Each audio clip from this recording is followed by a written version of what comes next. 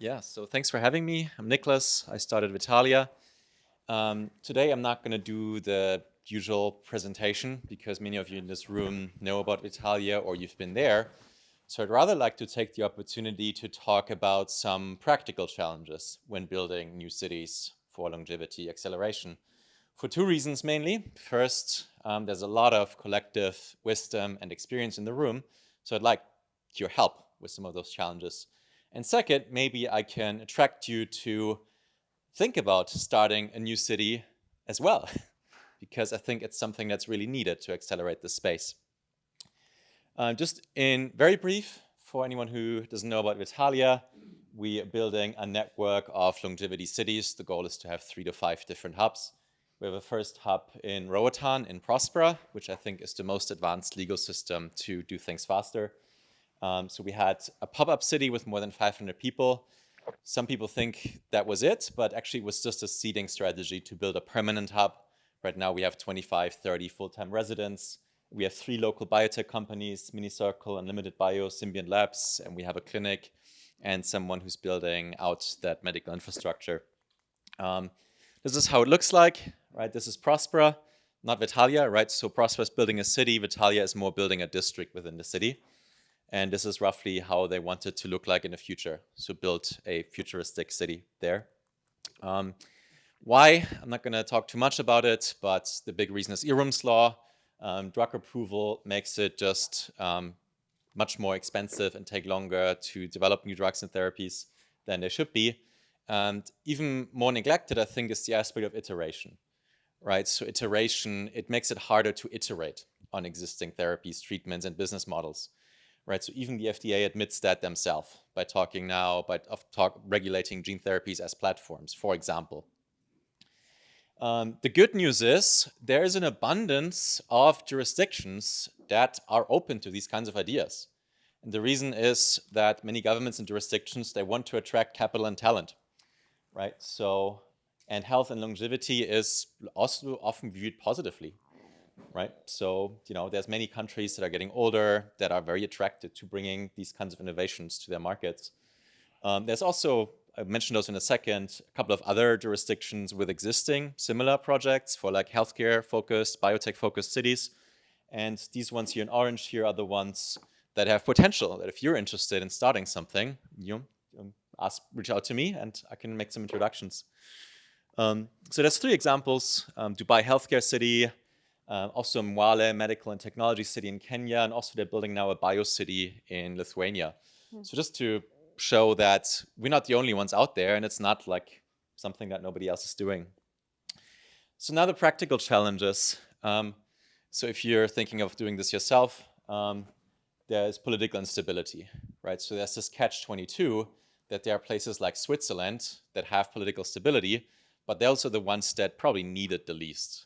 And then there's poor countries that really need foreign investment. So they're willing to go much further than others in providing the kinds of legal advantages that you'd need, right? But that's, of course, the big challenge there is it bogs down your organization in diplomatic urgency. So when something's political is going on, there's always your first priority. And you can't spend as much time working on like the community, attracting industry, doing business development. That's a big challenge. The second one is, that's cut off.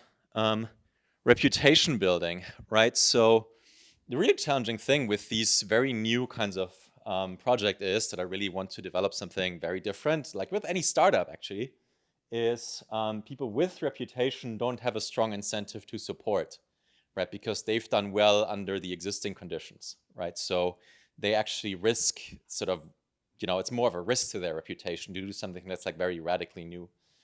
Right, so you need to some degree rely on unproven people like Vitalia, Minicircle, Unlimited.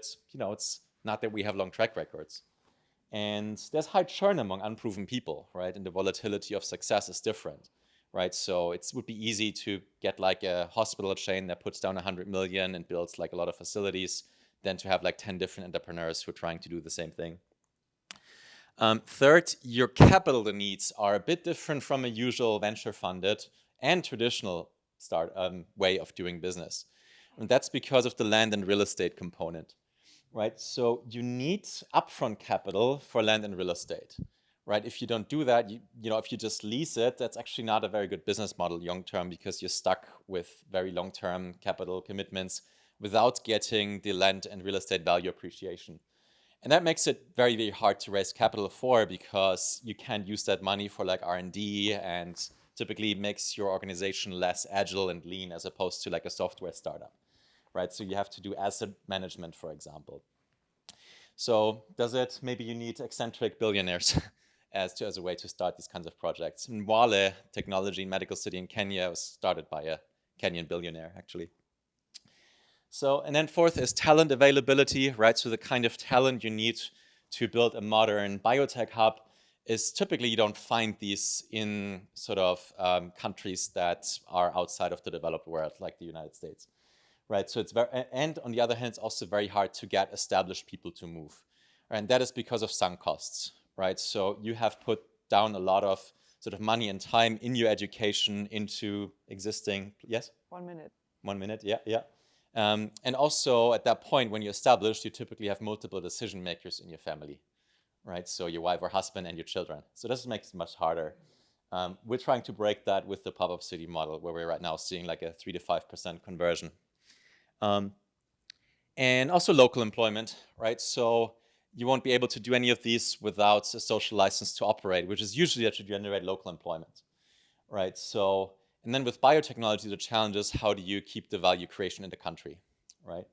So, and employment generating businesses like manufacturing or outsourcing, they often require, again, upfront capital. So that makes it, again, harder to on your balance sheet in the beginning.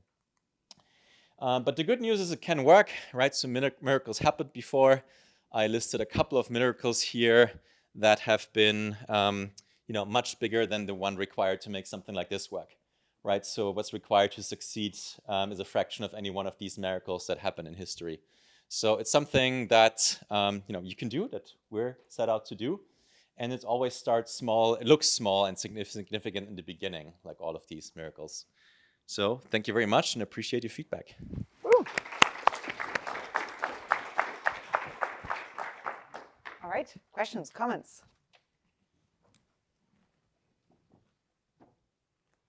Who here has been to Vitalia? Who's interested in going? Okay, well, great. That's a good conversion already to Vitalia. If you can get 3 to 5% of those people, then it's not bad. Okay, question. Okay, sorry, Michael. So, yeah, I'm just wondering, what lessons can you draw from history? Like, who has tried and what has failed and what has succeeded? Yeah, it's a good question. I mean, you can think of the founding of the United States. You can think of the expansion of the frontier. You can think of places like Utah that were, predominantly populated by like a religious group. Or you can think of population movements are really nothing new in history. They happen all the time, right? Starting new cities is something that happened all the time, right? So there were like the city-states in medieval times, the Hanseatic League. So there's a lot of history you can draw from, right? So, what's the unifying thing? I think the unifying thing is that you need to have a strong urgency and sense of mission, right? And a population that really feels or sees that kind of urgency, right? Awesome. We have time for one more small one. I love that you mentioned the Hanseatic League. I'm from Hamburg. Yeah. Feel it. Nope. Okay, great. Well, you guys sign up and join. Thank you so much, Niklas. Thanks.